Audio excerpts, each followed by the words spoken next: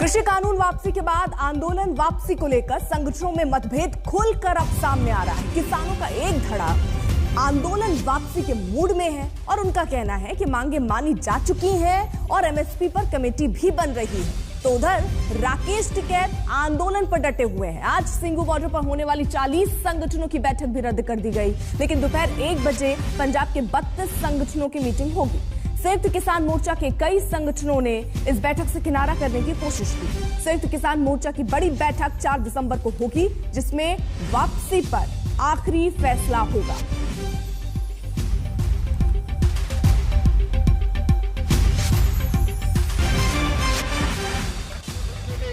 In the Silicon Valley of India, sir, if you look at Bangalore rural, percent of people not the way. It was the motion was moved. It was approved, action is taken. The ugly August 11 showdown stands suspended for rest of the winter session. The Rajya Sabha. तो आपको बता दें, बड़ी खबर जो किसान संगठनों से जुड़ी हुई है और ये सामने आ रहा है कि किसानों के बीच मतभेद है और ये मतभेद बढ़ता हुआ भी नजर आ रहा है। यानी देखिए, 2 खेमे में किसान इस वक्त बटे हुए नजर आ रहे हैं। एक खेमा ये कह रहा है कि प्रधानमंत्री नरेंद्र मोदी ने तीनों कृषि कानून एक तो वापस लिए हैं और उसके साथ ही साथ एमएसपी पर एक कमेटी बनाने की भी बात हो रही है, इसलिए हमें अब ये आंदोलन खत्म कर देना चाहिए। लेकिन राकेश टिकैत मानने को तैयार नहीं। उन्होंने तो ये कहा कि जो यहां से हटेगा वो जेल जाएगा। होम मिनिस्टर ने जरा इंडिया का उन्हें डायरैक्शन भेजी आ सारे भारत के सीएम्स नूं कि इन्हां दा केस वाच करके केस वापस लो। सो हरियाणा वाले मुख्यमंत्री ने कल हमारी जथेबंदी को सद लिया, हरियाणा वाली को। सिमिलरली राजस्थान भी उन्होंने भी केस इकट्ठे कर लिया। पंजाब वाले मुख्यमंत्री ने पहले ही साढ़े केस जोड़े आ वापस लैण का भरोसा पहले ही दे चुके हैं। सो इस करके केस भी सारे वापस हो जाने। सो सभी मांगे जो है 6 की 6 मांगे पूरी हो चुकी है। क्या घर वापसी का ऐलान हो सकता है? हाँ, उसी दिन ठीक है, 99% उसी दिन हो सकता है। अभी जो कानून वापसी थी उसका जश्न मनाने की जरूरत नहीं। सब टारगेट पे सरकार के हैं। जो जितना जल्दी यहां से जाएगा उतना ही जल्दी जेल भी जाएगा। सब है, तो ज्यादा खुशी मनाने की जरूरत नहीं है। अभी संयुक्त मोर्चा इकट्ठा रहे। हम हरियाणा को छोड़कर जाने वाले नहीं हैं। ये सरकार गलत फहमी से निकाल दें कि हरियाणा में 55,000 मुकदमे हैं और हम उनको छोड़कर चले जाएंगे। जब तक वे वापसी नहीं होंगे, ये मोर्चे लगे रहेंगे दिल्ली के चारों तरफ। अमित भारद्वाज हमारे साथ, हमारे सहयोगी इस वक्त मौजूद है सिंघू बॉर्डर पर। वो है अमित, जो मीटिंग होनी थी फिलहाल वो रद्द हुई है। किस तरीके की रणनीति यहाँ किसानों की दिख रही है? लेकिन एक चीज जो सबसे साफ दिख रही है कि किसानों के अब 2 धड़े होते हुए नजर आ रहे हैं। एक कह रहा है आंदोलन खत्म कीजिए, लेकिन राकेश टिकैत कह रहे हैं आंदोलन खत्म हुआ तो जेल जाओगे।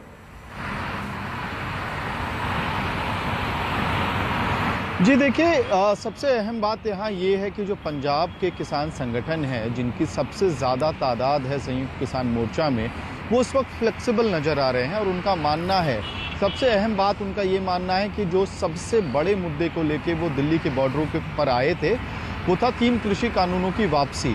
यानी कि उस पड़ाव पे उन्हें जीत मिल चुकी है। अब बिजली का बिल है और पोल्यूशन का ड्राफ्ट है, साथ ही जो कुछ इश्यूज इस आंदोलन के दौरान बन के आए, चाहे वो एमएसपी का मुद्दा हो या कॉम्पनसेशन हो जो जिन किसानों की मौत हुई है, या जो केसेस फाइल हुए हैं, ये कुछ मुद्दे अभी भी पेंडिंग पड़े हुए हैं। कल जो अहम डेवलपमेंट हुआ वो ये था कि सरकार की तरफ से, सूत्रों के मुताबिक सरकार की तरफ से पंजाब के किसान नेताओं को फोन आया, 3 किसान नेताओं को, और कहा गया कि 5 नाम संयुक्त किसान मोर्चा की तरफ से भेजा जाए, जिनको कमेटी में इंडक्ट किया जाएगा, जिसके बाद एमएसपी पे चर्चा शुरू होगी। और इसके साथ ही ये इंडिकेशन दिए गए कि हरियाणा के मुख्यमंत्री मनोहर लाल खट्टर किसानों के साथ बैठ के केस वापसी पे चर्चा शुरू करेंगे। यानी कि ये 2 जो सबसे बड़े इश्यूज थे, पेंडिंग इश्यूज थे, उस पे कहीं ना कहीं सॉल्यूशन का रास्ता नजर आने लगा था। और इसके बाद से ही आपको फ्लेक्सिबिलिटी दिख रही थी पंजाब के किसान नेताओं में।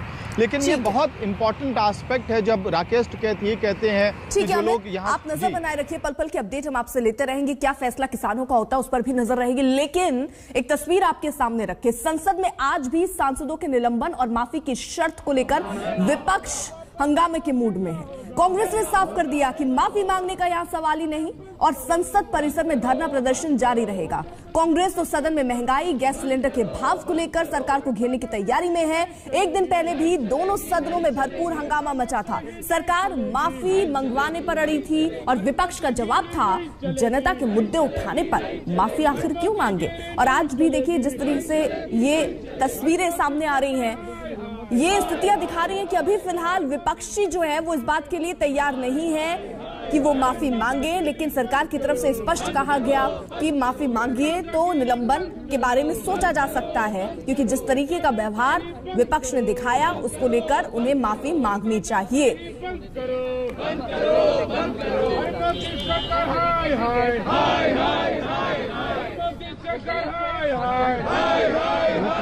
उंगली आ रही है फोन में, सही है,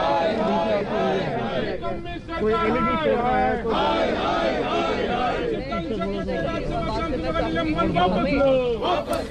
अब राज्यसभा में कांग्रेस व्हिप और निलंबित सांसदों नासिर हुसैन ने कहा कि माफी का सवाल ही नहीं उठता, हंगामे के लिए सरकार जिम्मेदार है, विपक्ष नहीं।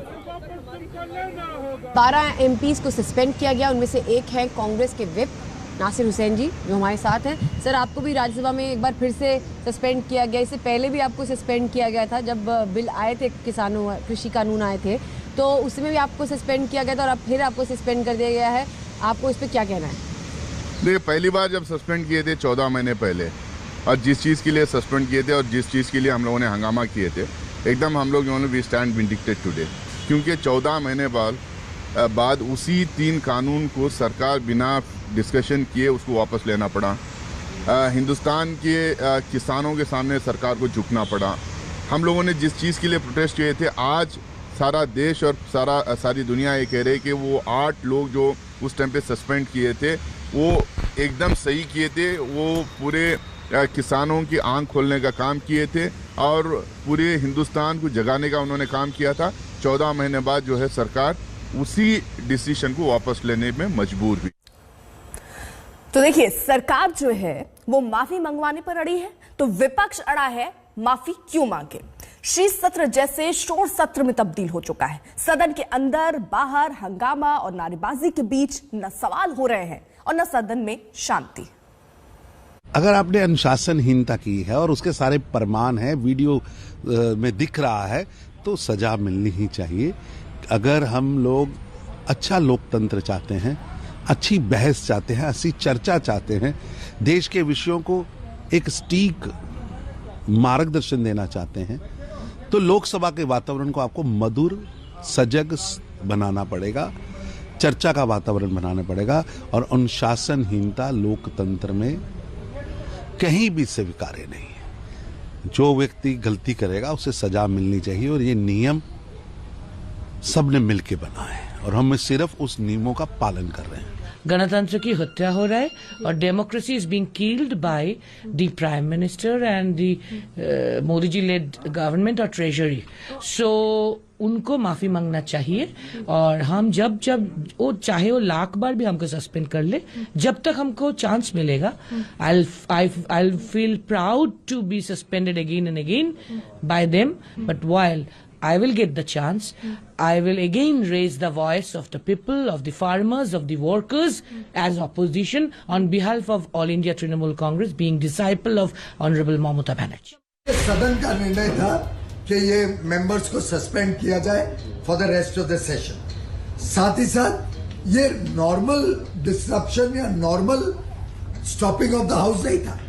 ये एक्शंस इस प्रकार के थे जिसको माफ करना मेरे ख्याल से जब तक वो माफी नहीं मांगे संभव नहीं था।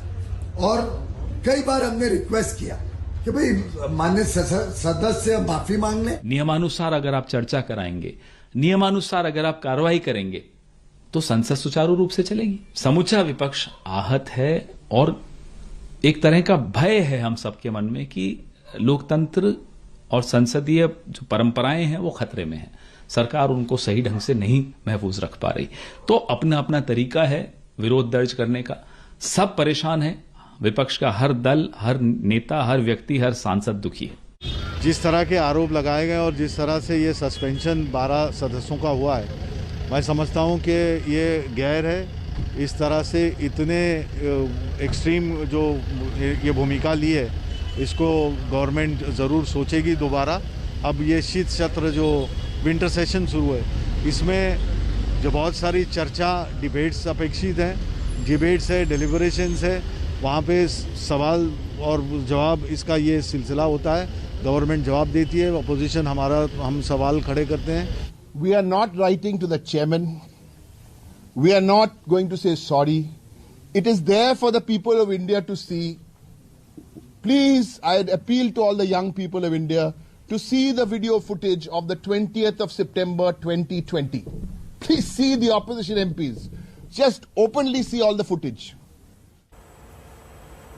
हिमांशु मिश्रा हमारे साथ हमारे सहयोगी इस वक्त जुड़े हुए हैं। यानी हिमांशु, विपक्ष ने ये साफ कर दिया कि वो माफी मांगने को तैयार नहीं है, यानी पूरी लड़ाई जो है वो अब माफी पर आकर रुक गई है। देखिए, बिल्कुल विपक्ष ने ये तो साफ कर दिया वो माफी नहीं मांगेंगे और वो ये चाहते हैं कि जो 12 सांसद सस्पेंड किए गए हैं उनको जो है एक बार उनका सस्पेंशन रिवोक किया जाए। अब देखना यह है कि बीच का रास्ता क्या निकलता है, क्योंकि एक बात जरूर है, सरकार भी चाहती है कि सदन चले और विपक्ष भी चाहता है कि सदन के अंदर जो 12 सस्पेंड किए हुए सांसद है वो फिर से वापस आए और सदन की कार्रवाई जो है सुचारू रूप से चले।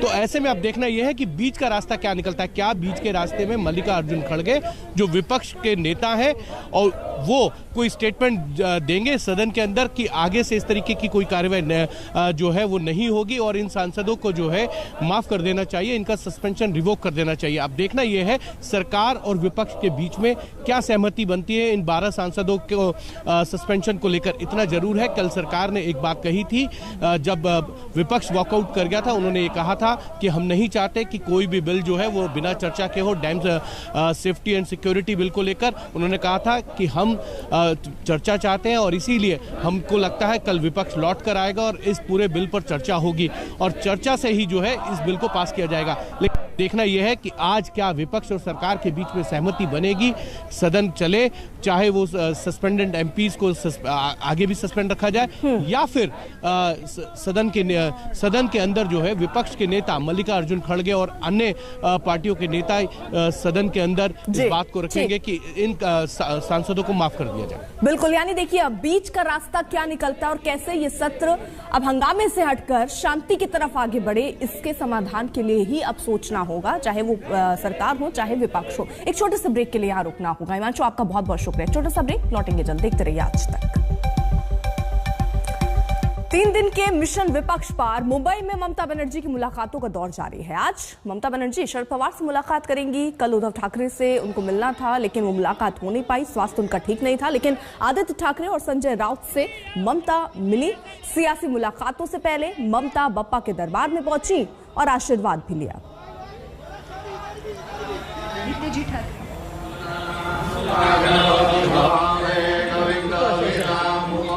तो ये तस्वीरें उस वक्त की जब सिद्धिविनायक मंदिर पहुंची, दर्शन किया ममता बनर्जी ने और ये भी कहा जा रहा है कि उद्धव ठाकरे के लिए भी उन्होंने स्वस्थ होने की कामना यहां पर की, क्योंकि उनसे मुलाकात करना चाह रही थी। मुलाकात उनकी हो नहीं पाई, स्वास्थ्य उनका ठीक नहीं था, लेकिन संजय राउत और आदित्य ठाकरे से उनकी मुलाकात हुई।